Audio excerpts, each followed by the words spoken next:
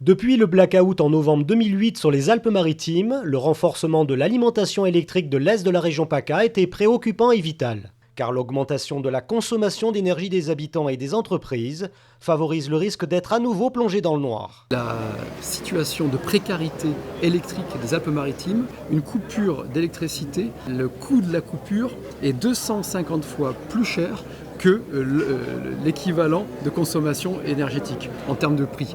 Donc il y a un enjeu d'aménagement du territoire, il y a un enjeu de dynamique territoriale. L'énergie, c'est ce qui alimente le développement et c'est pourquoi, avec certains élus, dont Éric Ciotti, dont Christian Estrosi, nous nous sommes battus depuis des années pour qu'enfin notre Est-région, les Alpes-Maritimes et le Var, soient sécurisés. En juin 2012, le réseau de transport électrique RTE, l'État et les collectivités locales ont validé un immense chantier afin de prendre le relais d'un éventuel incident sur la ligne principale de 400 000 volts. Donc il fallait réaliser un renforcement de cette ligne. On l'a appelé filet de sécurité 225 000 volts parce qu'on a renforcé le réseau à 225 000 volts en réalisant des ouvrages souterrains. Au total, plus de 100 km de ligne, dont un tronçon qui représente d'ailleurs un record mondial pour l'instant de 65 km à ce niveau de tension et ce niveau de puissance.